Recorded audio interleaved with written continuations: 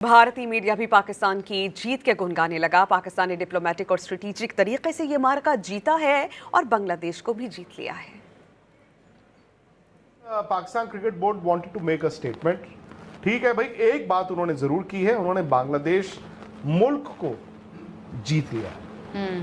उस लड़ाई में उन्होंने बांग्लादेश की बातें भी तो रखी है ना, कि इनका रेवेन्यू दो, इनको ये करो, इनको वो करो, वो करो, वो करो।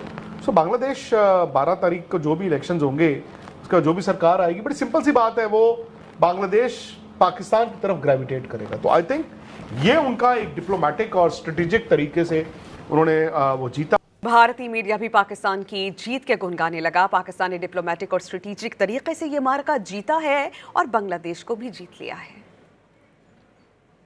Pakistan cricket board wanted to make a statement. ठीक है भाई, एक बात उन्होंने जरूर की है, उन्होंने बांग्लादेश मुल्क को जीत लिया है। उस लड़ाई में उन्होंने बांग्लादेश की बातें भी तो रखी है ना, कि इनका रेवेन्यू दो, इनको ये करो, इनको वो करो, वो करो, वो करो।